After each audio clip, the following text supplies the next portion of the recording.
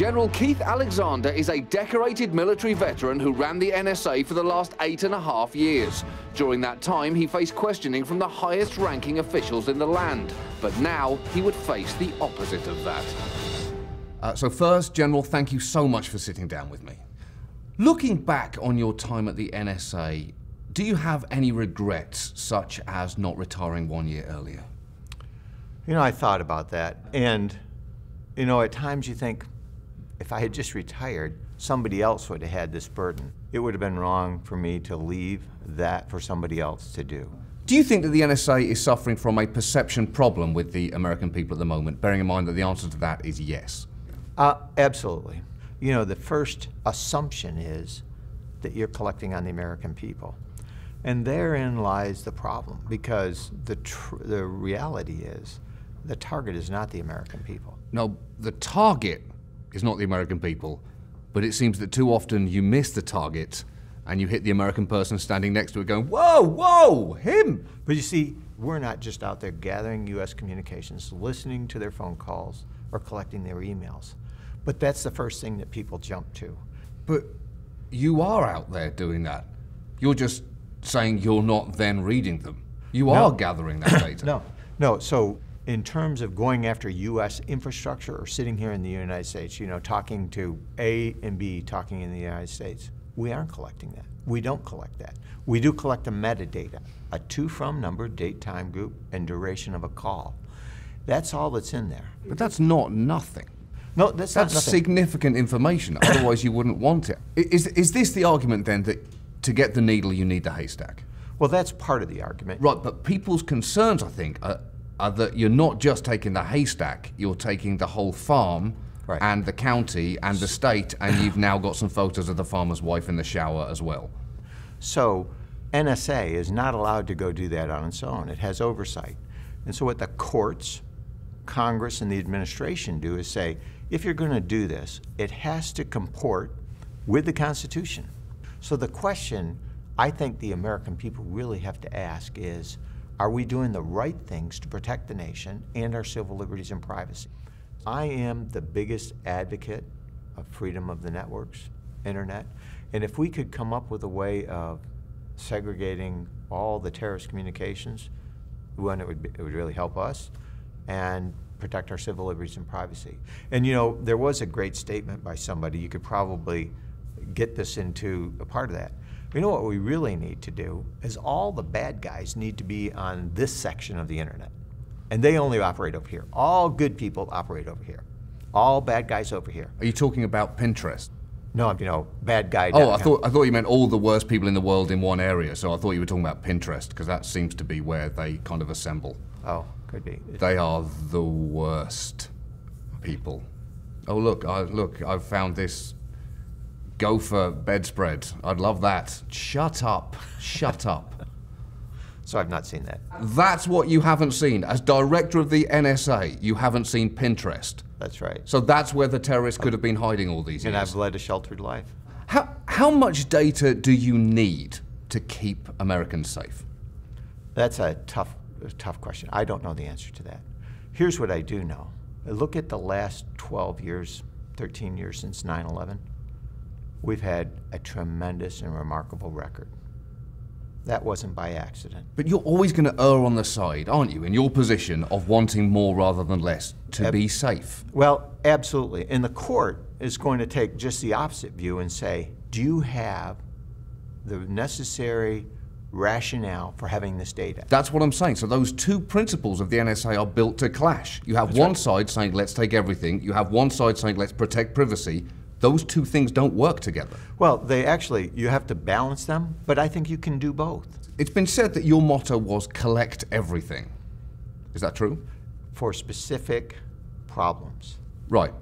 But you do understand that collect everything is also the motto of a hoarder. That's the fundamental principle which ends up with someone living alongside 1,500 copies of newspapers from the 1950s and 6 mummified cats. What I would tell you is, let's go to where that statement applied, Iraq. And the situation was 2006. And the issue was the number of casualties for us and our allies was rising. In your mind, has the NSA ever done something illegal? In my time, no. Not that I know of. You know, one of the most impressive things that I've seen in my career was people who've made a mistake that could be a huge mistake stepping up to say, I made a mistake. And in every case, to my knowledge, everyone except for 12 individuals stepped forward at the time they made those mistakes. Right, but you can't say everyone except for 12. That's like saying I've never killed anyone apart from those 3 people that I have buried under my patio at home. The issue is, I think the key issue is that I was trying to make is, in every case, we reported. In some cases, those who made a mistake didn't report but were still caught. Why should the American people trust the NSA? Well, from my perspective, because of what they do to protect this country every day. These are good people trying to do the right thing. Right, but much of your reassurance there is based on your own moral code. The idea of you thinking, well, I wouldn't abuse this power, so why would anyone else? I would. If I had access to that kind of information, I would abuse the hell out of it. I'd be looking up information about everyone that I knew. I know that. Everybody who goes through the training, they'd say, John, here's the deal. You're going to get access to this data. But you can't use it for these things, you can't use it for this, and you can't use it for this. Sure, I definitely won't do that. Where's my computer? Right, and so as soon as you get on the computer, what happens, sure. You type in... What's her name? God, she screwed me over so bad. Boom, Where's her and boyfriend? you hit return? There. And oh, you bitch! Oh my God! Oh my God! If you were caught doing that, then you would either be removed... Or promoted. No, referred to the Department of Justice as we did on several of those cases. Let's talk about Snowden. What would you like Snowden to know right now, other than significantly less? I would like to set him down in a classified setting and say, you want to see the damage you've done? And lay that out on the terrorist side and others. So he knows in his heart, and he would have to live with that the rest of his life. Right. But you're giving information to the one man on Earth guaranteed to leak it. Is it right. any wonder that Americans are concerned about your judgment regarding their data? Well, you know, you're asking ideally if we had a way of sitting him down and that he's not going to go leak more data, and you could show him, do you understand what you've done? And from my perspective, I don't think he understands the true damage that he's done. Right. Okay, so finally, let's talk about branding. The NSA's brand has been damaged. I think that's fair to say, right? Right. As we learned with Blackwater, you don't have to change the substance of anything that you do as long as you visibly rebrand. Okay. So let's try this. The Washington Redskins. It's a slightly less tainted brand than yours. Yeah, but probably not a good one to go with. Sorry, okay, no good. How about this? Mr. Tiggles. Mr. Tiggles is not just the mascot, it's also the name of the agency, like Chuck E. Cheese. Then a journalist can't say the NSA is storing huge amounts of data on foreign countries. Instead it's saying, Mr. Tiggles is storing huge amounts of data in the boot. Isn't he clever? It's in his boot. Oh, you've massively overstepped your bounds, Mr. Tiggles, but I can't stay mad at you. That's You right. just want to keep me safe. Yeah, and I don't think that's going to work. Okay, how about rebranding yourself as a great listener? The only agency in government that really listens.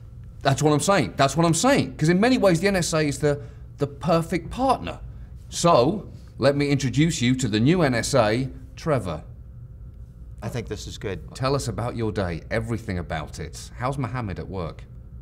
How is he? What's he been doing? Trevor.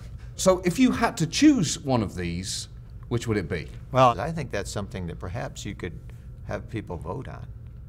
So there you have it. At long last, Americans are being allowed to vote on something having to do with the NSA. Just pick up your phone and call any number and say A, B or C into the handset. Don't worry, your vote will be collected.